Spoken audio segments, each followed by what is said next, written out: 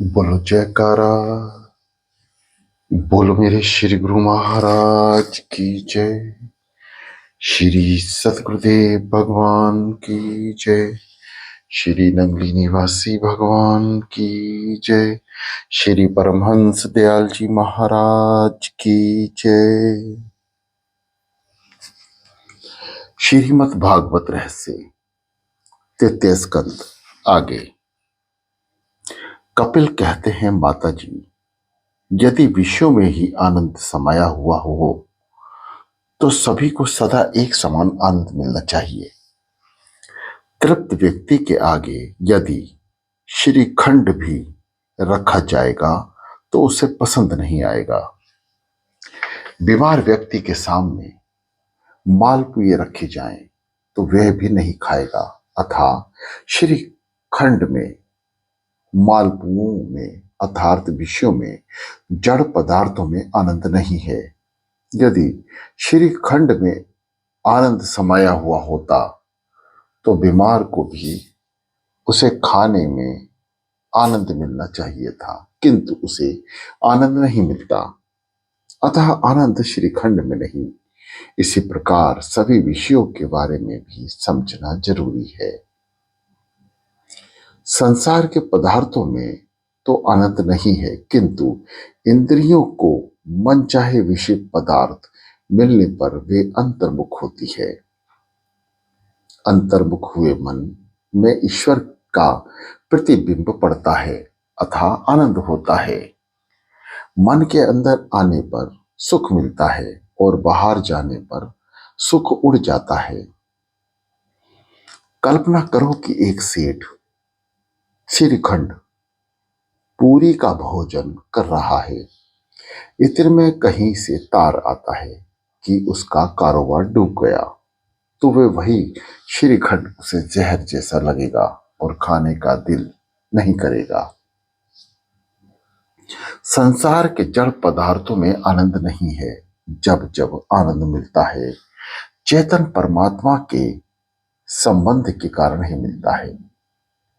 परमात्मा के साथ संबंध होने पर ही आनंद मिलेगा। जीव कपटी है, परमात्मा भोले हैं। जीव उपेक्षा करेगा तो भी परमात्मा उसके अपराध को क्षमा कर देगा। आनंद नारायण का स्वरूप ही है। आनंद का विरोधी शब्द नहीं मिलेगा। आनंद यह ब्रह्म स्वरूप है। जीवात्मा भी आनंद रूप है। अज्ञान के कारण जीव आनंद को ढूंढने के लिए बाहर जाता है। बाहर का आनंद लंबे समय तक टिक नहीं सकता। आत्मा के लिए कोई वास्तविक सुख दुख नहीं है। सुख दुख मन में ही होते हैं। सुख दुख का धर्म है जन्म मरण और शरीर का धर्म है भूख और प्यास आत्मा के धर्म है। मन में सुख दुख होने पर आत्मा कलपती है कि मुझे दुख होता है। मन पर हुए सुख दुख का आरोप अज्ञान से आत्मा अपने पर करती है। आत्म स्वरूप में उपाधि के कारण सुख दुख का आभास होता है। आत्मा स्फटिक मणि जैसे श्वेत शुद्ध है। उसमें विषयों का प्रतिबिंब पड़ने से मन के कारण आत्मा बनती है कि उसे दुख सुख हुआ। स्फटिक मणि के पीछे जिस रंग का फूल रखोगे वैसे ही वह दिखेगा। वह रंग रोटी का नहीं है, फूल का ही है। स्फटिक मणि श्वेत है। उसमें पीछे गुलाब का फूल रखोगे तो वह लाल दिखेगा। गुलाब के संसर्ग से वह लाल हो जाता है, संसर्ग से वह लाल हो जाता है। जल में चंद्रमा का प्रतिबिंब पड़ता है। जल के हलन चलन के कारण वह प्रतिबिंब भी हलचल करता है, कंपित होता है, किंतु वास्तविक चंद्रमा पर इसका कुछ भी प्रभाव नहीं पड़ता। इसी तरह देहदी के धर्म स्वयं न होते हुए भी जीवात्मा उन्हें अपने में काल्पित कर लेता है। अन्यथा जीवात्मा तो निर्लेप है। जीवात्मा में देखे जाते हुए देहदी के धर्म इस प्रकार दूर होंगे। निष्काम भागवत धर्म के अनुसरण में भगवान की कृपा से और उसी से प्राप्त भगवान पर के भक्ति योग से धीरे धीरे वे प्रीति प्रीति दूर होती है। जो भक्ति निष्ठा वे समस्त लोक में व्याप्त परमात्मा को देख सकेगा। संसार के विषयों में से सभी प्रकार से हटा हुआ मन ईश्वर में लीन होता है। जब मन निर्विषय होता है तभी वे आनंद रूप होता है। जीव जैसा कपटी और ईश्वर जैसा भोला और कोई नहीं है। दूसरों के लिए कुछ ना करना पड़े तो तकलीफ सी होती है, परंतु अपनों के लिए करना हो तो आनंद होता है। रात को 11 बजे कोई साधु आएगा तो उनसे पूछा जाएगा कि महाराज चाय बनाऊं या दूध लाऊं। मन कहेगा कि इतनी रात ही भला कहां से आ पड़ी। विवेक तो करना ही पड़ता है। महाराज सरल होंगे तो कहेंगे कि सुबह से भूखा हूं, पूरी बना डालो। किसी का पत्र लेकर आए हैं, अतः बनाना तो पड़ेगा ही, किंतु खाना बनाने के साथ साथ बर्तन की भी कोट पीट भी सुनाई देगी। पर यदि नहर से अपने भाई आएंगे तो कहेंगे कि मैंने नाश्ता कर लिया है, अतः भूख नहीं है। फिर भी वे कहेंगी कि नहीं, तू भूखा होगा, मैं अभी हलवा पूरी बना देती हूं, कोई देरी नहीं होगी। अपने भाइयों को तो हलवा पूरी खिलाएगी और महाराज को चाय से ही टाल देगी। यह सब मन का खेल है। मन बड़ा कपटी है। मेरा और तेरा का खेल इस मन ने ही रचा है। सचमुच मन ही बंधन और मोक्ष का कारण है। कपिल कहते हैं, हे माता, मन को ही इस जीव के बंधन और मोक्ष का कारण माना गया है। मन जो विषयों में आसक्त हो जाए तो वह बंधन का कारण बनता है, और वही मन यदि परमात्मा में आसक्त हो तो मोक्ष का कारण बन जाता है।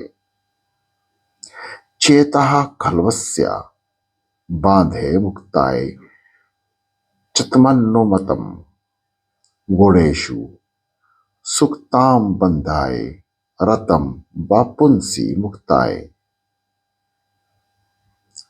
भगवान मनुष्य का शरीर या घर नहीं बल्कि हृदय देखते हैं। मन विशाल हो तो भगवान आते हैं। मन में छिपी हुई अहंता, ममता, अपने पराये की भावना ही मन को दुखी करती है।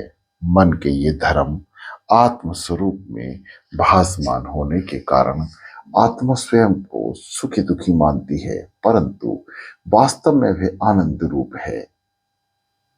मन के सुधरने पर सब कुछ सुधरता है और मन के बिगड़ने पर सब कुछ बिगड़ता है। सुख दुख के दाता हैं। अहम मान्यता और ममता उन्हें छोड़ देने पर ही आनंद रूप मिलता है। पाप करने के लिए किसी को प्रेरणा देने की जरूरत नहीं पड़ती, किंतु पुण्य करने के लिए प्रेरणा देनी पड़ती है। मन अधोगामी है। मनुष्य का मन पानी की भांति गड्ढे की ओर ही बहता है। जल की तरह मन भी अधोगामी है। जल की भांति मन का स्वभाव भी ऊपर नहीं नीचे की ओर जाने का है। मन को ऊपर चढ़ाना है, उसे परमात्मा के चरणों तक ले जाना है। यंत्र के संग में आने से पानी ऊपर चढ़ता है, उसी तरह मंत्र के संग में आने पर मन ऊपर चढ़ता है।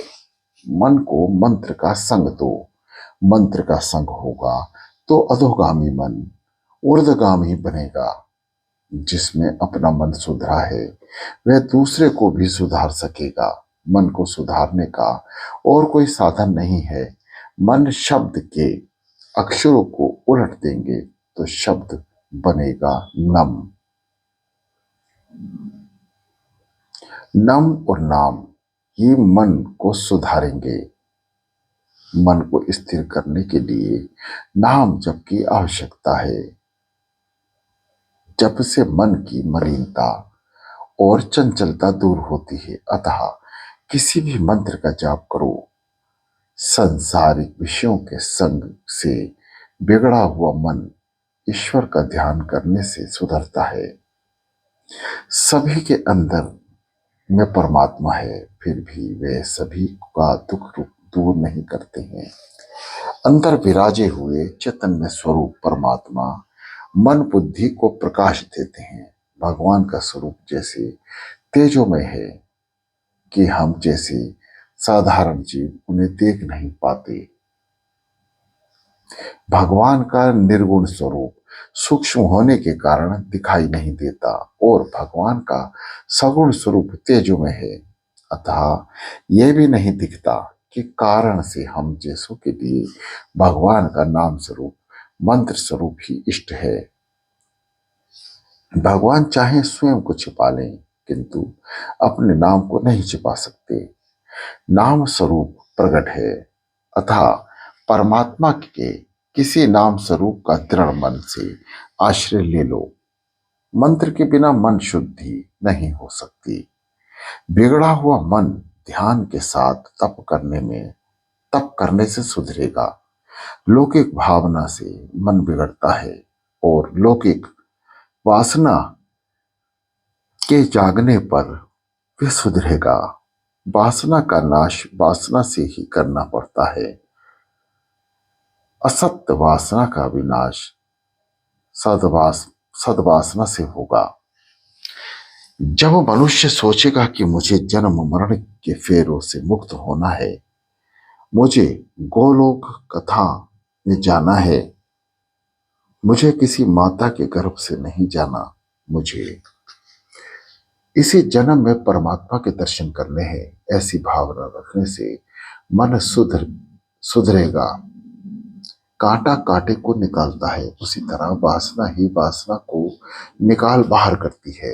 फिल्म देखने की वासना दूर करनी है तो परीक्षा में पहला नंबर आने की वासना रखो। ऐसी भावना से अध्ययन में रुचि पैदा होगी और अध्ययन की रुचि से फिल्म देखने की वासना छूट जाएगी।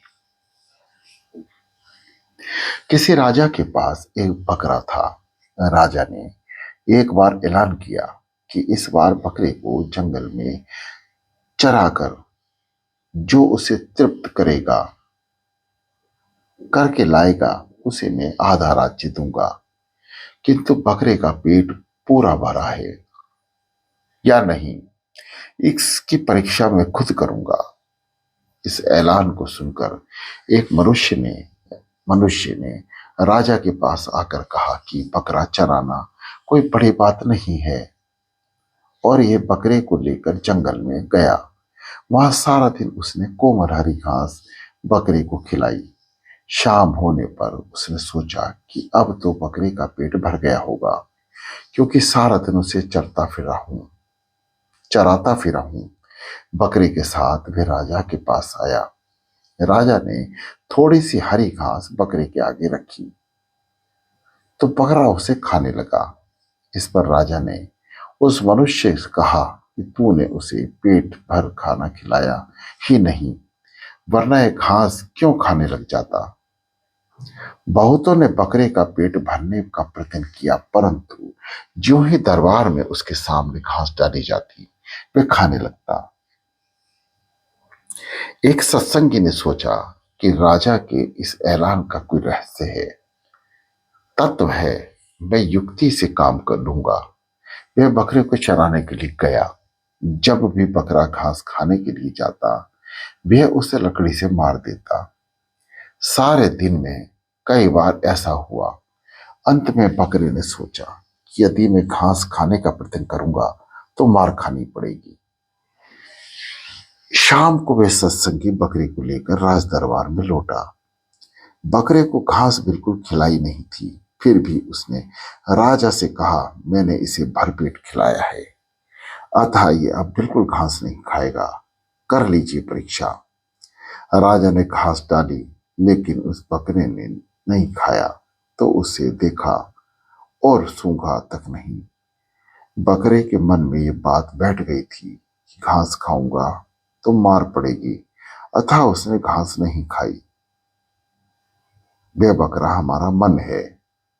बकरे को घास चराने ले जाने वाला जीवात्मा है। राजा परमात्मा है। मन को मारो, मन पर अंकुश रखो, मन सुधरेगा तो जीवन सुधरेगा। मन को विवेक रूपी लकड़ी से रोज पीटो। भोग से जीव तृप्त नहीं हो सकता, त्याग में ही तृप्ति समाई हुई है। मन अहंता और ममता से भरा हुआ है। मन जब कुछ मांगे तब उसे विवेक रूपी लकड़ी से मारोगे तो वह भस्म हो जाएगा। रामदास स्वामी ने मन का बोध दिया है। दृढ़ वैराग्य, तीव्र भक्ति और यम नियम आदि के अभ्यास से चित्त वश में होता है और स्थिर हो जाता है। अंत में धीरे धीरे प्रकृति भी अदृश्य हो जाती है। संसार पर वैराग्य लाने का एक ही उपाय है, जन्म मृत्यु जराविद्योत्तम खदोश्रणम दुर्दर्शनम। इस जगत में सुखी होने के दो ही मार्ग हैं, एक ज्ञान मार्ग और दूसरा भक्ति मार्ग। ज्ञान मार्ग कहता है कि सब कुछ छोड़कर परमात्मा के पीछे पड़ो, बिना वैराग्य के ज्ञान नहीं मिलेगा। ज्ञान मार्ग में वैराग्य मुख्य है। इसमें सब कुछ छोड़ देना पड़ता है। ज्ञानी सब कुछ छोड़कर एक भगवान को ही पकड़े रहता है। इस मार्ग में त्याग मुख्य है। इस मार्ग के आचार्य शिव जी हैं। सर्वस्व का त्याग करना बड़ा कठिन काम है। भक्ति मार्ग कहता है कि सर्वस्व का त्याग कठिन है। इसकी अपेक्षा तो बेहतर है कि सभी कुछ में ईश्वर है, ऐसा मानकर सभी से विवेकपूर्वक प्रेम करो। इस मार्ग में भागवत भाव रखकर समर्पण करना है। भक्ति मार्ग में कुछ भी छोड़ने की बात नहीं है। वैष्णव कहेगा कि केले की छाल में ही भगवान है, मैं इसे गाय को खिलाऊंगा। भक्ति मार्ग में समर्पण मुख्य है। इस मार्ग के आचार्य श्री कृष्ण हैं। भगवान श्री कृष्ण हर किसी पर प्रेम रखते हैं। इस मार्ग में हर किसी के साथ प्रेम करना होता है। भगवान जैसी प्रेमी ना तो कोई हुआ है और ना कोई होगा। एक बार भृंग ऋषि बैकुंठ में गए। भगवान सो रहे थे। लक्ष्मी जी चरण सेवा कर रही थी। भृंगी को लगा कि यह तो कोई लिवासी बिलासी लगता है, उसे बड़ा देव कौन कहे। ऋषि तो परीक्षा करने के लिए आए थे। अंतः उन्होंने सोए हुए भगवान की छाती पर लात मार दी। भृंगु ऋषि ने लात मारी, किंतु उस लात मारने वाले से भी मेरा कन्हैया तो प्रेम ही करता है। भगवान ने ऋषि से कहा, मेरी छाती बड़ी कठोर है और आपके चरण कोमल हैं, शायद आपके चरणों में चोट लग गई होगी। और इतना कहकर भगवान ऋषि के चरण दबाने लगे। कोई जगत में ऐसा प्रेम करने वाला दूसरा विष देने वाले से भी कन्हैया प्यारा करता है। लक्ष्मी जी को बुरा लगा। वे बोली, ऐसी भी कहीं परीक्षा हो सकती है? परीक्षा करने का ये ढंग है, अच्छा नहीं है। मैं ब्राह्मणों के घर नहीं जाऊंगी। लक्ष्मी जी ने ब्राह्मणों को त्याग दिया, इसलिए मान्यता ब्राह्मण गरीब रह गए। ज्ञानी मानते हैं कि जब से ये शरीर संबद्ध हुआ है तब से इसी से दुख हुआ है, अतः वे शरीर से प्रेम नहीं करते। प्रेम करना ही है तो सबसे प्रेम करो। किसी से भी प्रेम नहीं करना हो तो कोई बात नहीं, किंतु अपने शरीर से तो प्रेम करो ही नहीं। एक परमात्मा से प्रेम करो। सभी से प्रेम करो अथवा सभी का त्याग करो। और यदि तुम सभी का त्याग कर नहीं कर सकते तो हो तो सभी में ईश्वर भाव रखकर सभी से प्रेम करो। सभी में से ममता का त्याग करो अथवा सब कुछ ईश्वर को समर्पित करके सभी कर्म फलों का त्याग करो। सभी के प्रति ममता, मेरापन होना ही समर्पण भाव है। अमुक के प्रति ही ममता होना स्वार्थ मार्ग है। आज तो सभी स्वार्थ मार्गी हैं। पैसों मारो परमेश्वर ने, पत्नी मारी गुरु, छैया छोकरा मारा शालिग्राम, पूजा कोनी करूं। अर्थात धन संपत्ति मेरा परमेश्वर है, मेरी पत्नी ही मेरी गुरु है और मेरी संतान मेरे शालिग्राम है। अब मैं पूजा करूं तो किसकी करूं? जो संसार में से जागृत नहीं होता वे सभी कन्हैया को पा नहीं सकता। कंस काम और अभिमान है, वही सभी को कारागृह में रखता है। जागृह कौन है? जो मन के विषय सुख का त्याग करके भगवान के नाम का जाप करे। वही जगत में कौन जागृत हुआ? तुलसीदास जी कहते हैं, जानिए तब ही जीव जग जागा, जब सब विषय विलास विरागा।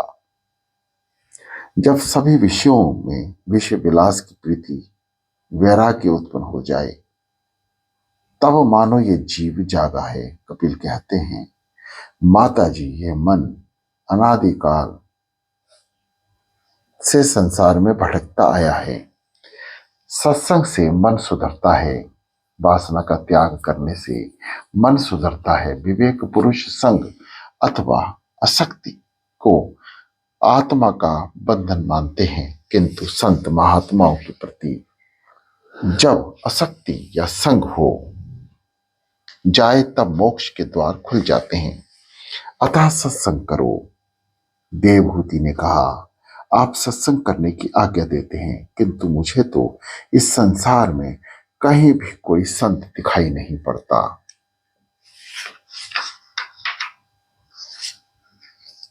कपिल भगवान ने कहा, माता तब मानो कि तुम ही पापी हो। पाप होने पर तो संत का मिलन होने पर ही सद्भावना नहीं होती। संत को ढूंढने तुम कहाँ जाओगी? तुम ही संत बनोगी तो तुम्हें संत मिलेंगे। एकनाथ, तुकाराम, नरसिंह आदि गृहस्थाश्रमी थे। वे घर में रहकर ही संत बने थे। संतों के लक्षण जीवन में उतारोगे तो संत बन सकोगे। बिना सत्संग के सुख नहीं मिलता।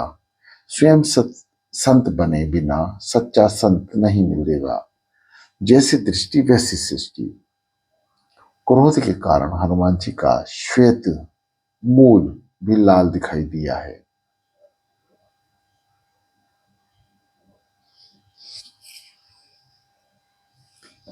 एकनाथ महाराज रामायण के सुंदरकांड की कथा कर रहे थे। इस सुंदरकांड में सभी कुछ सुंदर है। सुंदरकांड का यह नाम इसलिए रखा गया है कि इसमें हनुमान जी को माता सीता जी की पराभक्ति के दर्शन हुए। ब्रह्मचार्य और राम नाम हो तो इस संसार सागर को पार किया जा सकता है। हनुमान जी जैसे ही इस सागर को पार कर सकते हैं, सागर पार करके हनुमान जी अशोक वन में गए। एकनाथ महाराज कथा में कहते हैं कि जब हनुमान जी अशोक वन में आए तब वहां अशोक वाटिका में श्वेत फूल खिल रहे थे। जहां सीता जी वहां अशोक वन, जहां भक्ति वहां अशोक, शोक का अभाव। हनुमान जी वहां कथा सुनाने के लिए आए थे। उन्होंने प्रकट होकर विरोध करते हुए कहा कि महाराज, आप गलत कह रहे हैं। अशोक वन में उस समय लाल फूल खिले थे, सफेद नहीं। मैंने अपनी आंखों से प्रत्यक्ष देखा था। एकनाथ महाराज ने कहा कि मैं तो अपने सीताराम को मना कर कथा कर रहा हूं और मुझे ऐसा दिखाई नहीं दे रहा जैसा कह रहा हूं। अंत में इस झगड़े को लेकर वे दोनों श्री राम के पास गए। रामचंद्र जी ने कहा कि आप दोनों की बातें सही है। क्रोधावेश में लाल आंखें होने के कारण हनुमान जी ने फूल लाल देखे थे, अन्यथा फूल तो सफेद ही थे। जिसकी दृष्टि जैसी होगी उसे वैसी ही सृष्टि दिखाई देगी। दुर्योधन को जगत में कोई संत नहीं मिला, उसने सभी को दुर्जन ही पाया। युधिष्ठिर कोई दुर्जन नहीं मिला, युधिष्ठिर को कोई दुर्जन नहीं मिला, उसने सभी को सज्जन ही पाया। संतों के धर्म यानी लक्षण में तितिक्षा और प्राण धन्य दिया जाता है। सहन करोगे तो सुखी होगे। संतों का चरित्र पढ़ो।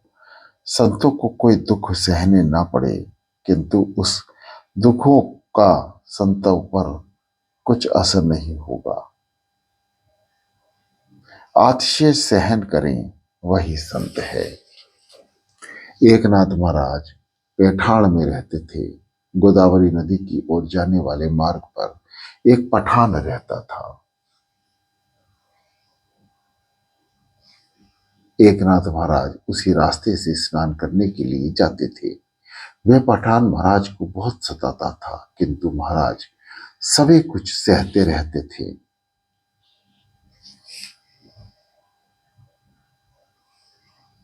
एक दिन उस पठान ने सोचा कि ये ब्राह्मण क्रोधित नहीं होता तो आज मैं उसे क्रोधित करके ही रहूंगा। महाराज स्नान करके वापस आ रहे थे तो उस पठान ने महाराज पर थूका। महाराज उसी बार दूसरी बार स्नान करने गए, फिर उस पठान ने महाराज पर थूका। कई बार ऐसा होता रहा, किंतु महाराज क्रोधित ना हुए। गोदावरी से वे कहने लगे कि तेरी कृपा है कि तू मुझे स्नान करने के लिए बार बार बुला रही है। वे पठान चाहे दुर्जनता करता रहे, मैं अपनी सज्जनता नहीं छोड़ना चाहता। पठान ने 108 बार महाराज पर थूका और उतनी ही बार महाराज ने गोदावरी में स्नान किया। अंत में वह पठान लज्जित हुआ। उसने महाराज के पांव छुए और क्षमा मांगी। उसने कहा, महाराज आप संत हैं, ईश्वर हैं, मैं आपको पहचान ना सका। महाराज ने उत्तर दिया कि क्षमा का कोई सवाल नहीं है। तुम्हारे कारण तो आज मुझे 108 बार गोदावरी स्नान का पुण्य मिला। शांति उसी की बनी रहती है जो अंदर से ईश्वर के साथ संबंध रखता है। जो ईश्वर से दूर है उसे शांति कहाँ मिलेगी। कपिल जी कहते हैं, माता जो बहुत सहन करता है वही संत बन सकता है। आतिशीय विपत्ति में भी जो ईश्वर का अनुग्रह समझे वही महान वैष्णव है। दुष्ट लोग किसी को भी अच्छा नहीं देख सकते। दुष्टों ने तुकाराम को गधे पर बिठाया तो तुकाराम की पत्नी को दुख हुआ, किंतु तुकाराम जी उससे बोले कि मेरे विठलनाथ जी ने मेरे लिए एक गरुड़ भेजा है, उसी पर बैठा हूं। मैं तो सभी उसी पर बैठा हूं मैं तो। सभी ने गधा देखा, किंतु तुकाराम जी की पत्नी ने गरुड़ देखा। बोलो जयकारा, बोलो मेरे श्री गुरु महाराज की जय।